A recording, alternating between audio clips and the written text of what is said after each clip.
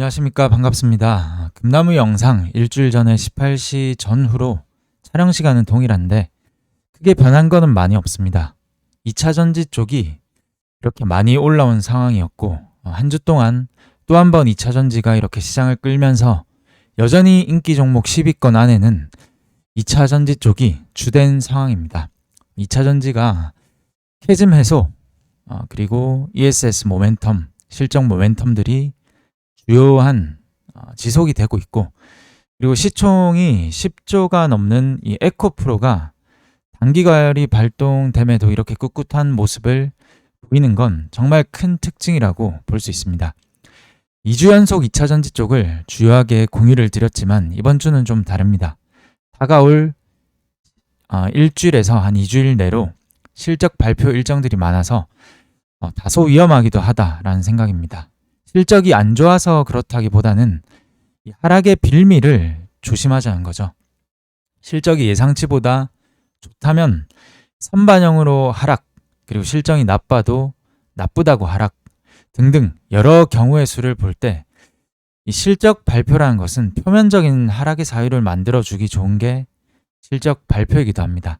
최근에 금과 그리고 은, 골드와 실버가 김치 프리미엄이 계리율이 한 20% 정도가 되니까 자연스럽게 공식인 것처럼 김프가 빠졌고 현재는 3%대가 안 되는 자연스러운 조정이 진행 중이죠. 마찬가지로 2차 전지 또한 거래량 그리고 차트, 추세 이런 모든 쿵짝 박자가 좋지만 프리미엄이 다소 끼어 있다고 생각해보면 언제 내가 이 종목을 매수하고 또 매도하고 해야 될지 그 타이밍을 잡기에 좋을 것 같습니다.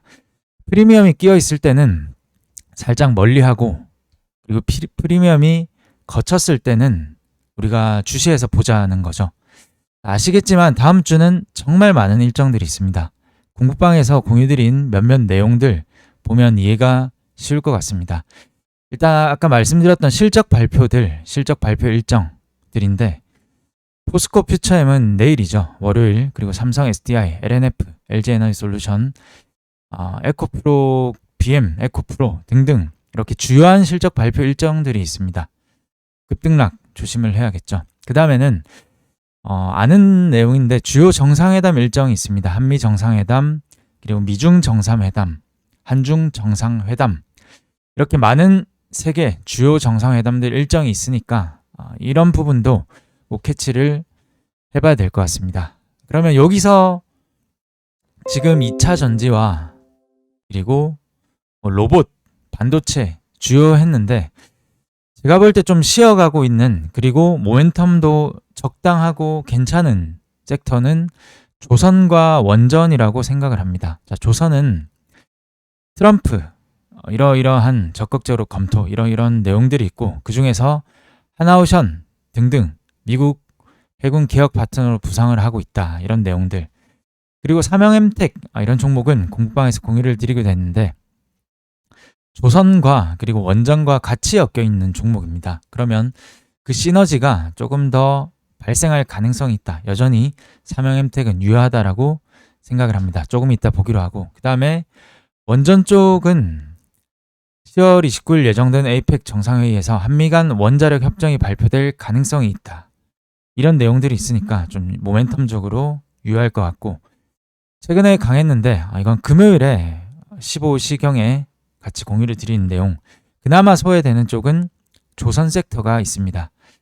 정상회담 일정 위에 올려드린 이런 내용들을 봤을 때 조선은 그와 연계해서 모멘텀이 한 번 더 붙을 가능성이 있다라고 보입니다. 그 중에서 하나오션이나 삼성중공업이나 현대중공업 많은 종목들이 있지만 가벼운 종목 중에서는 삼형엠텍 또는 CP시스템, NK 이런 종목들이 있습니다. 그러면 이까지 이해하고 종목들 한번 보기로 하겠습니다.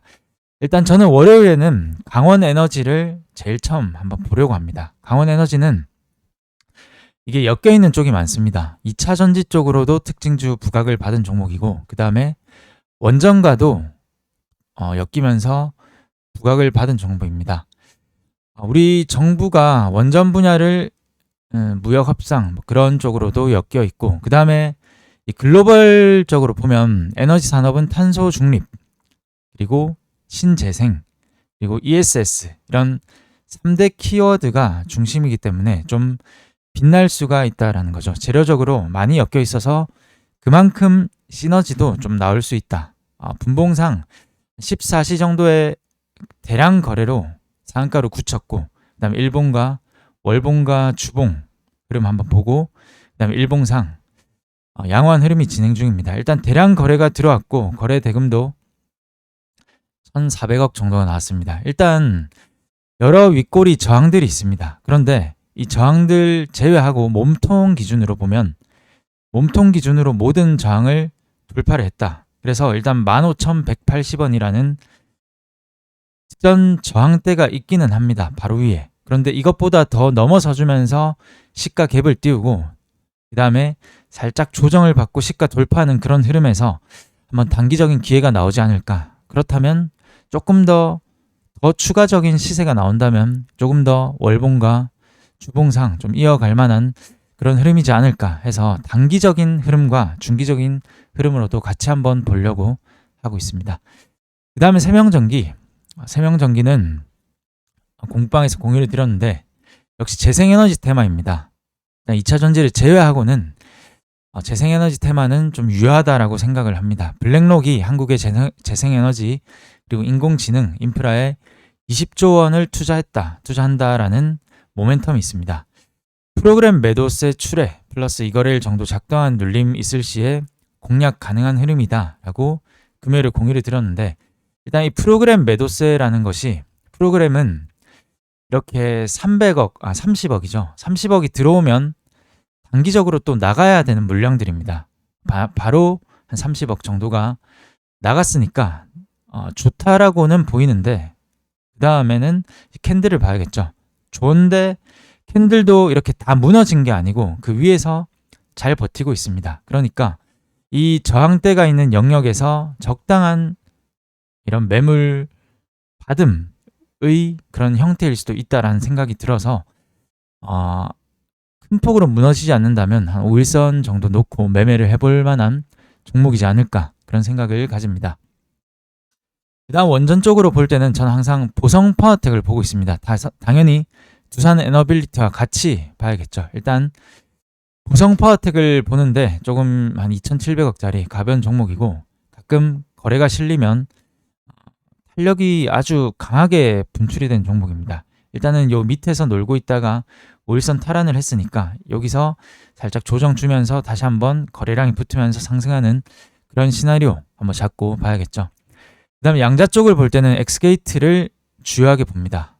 엑스게이트가 또 거래가 많이 실리면서 한 25% 라인, 30% 라인은 유지를 하고 있으니까 이 종목은 또 분차트상 거래가 없으면서 지금은 횡보성으로 잘 쉬어주고 있습니다. 그 전날 거래가 상당히 많이 터졌고, 거래가 없이 쉬니까 거래가 없이 한 번 정도 더 쉬어도 됩니다. 그런데 여기서 더 빼면 안 되고 한 번 정도 더 쉬면서 그럴 때 좀 노려보는 게 좋지 않을까, 그런 생각을 가집니다.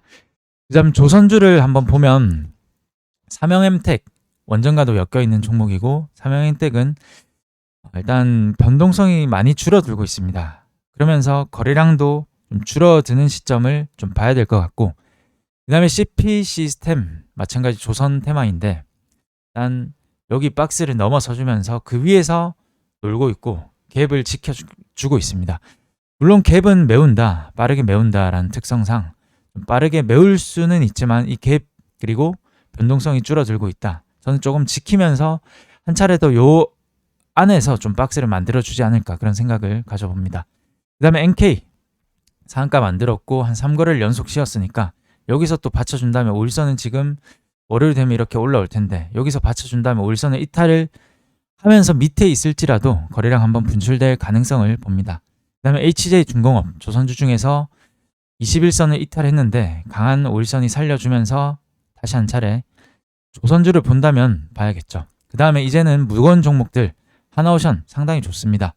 삼성중공업 상당히 좋고, 하나엔진, 현대마린솔루션, 마린엔진, 그 다음에 현대중공업 등등 이렇게 많으니까 이 정도로 한번 살펴보겠습니다. 자, 에코프로 2차 전지 중에서는 가장 양호한 흐름인 것 같고, 자, 이렇게 마무리를 하겠습니다.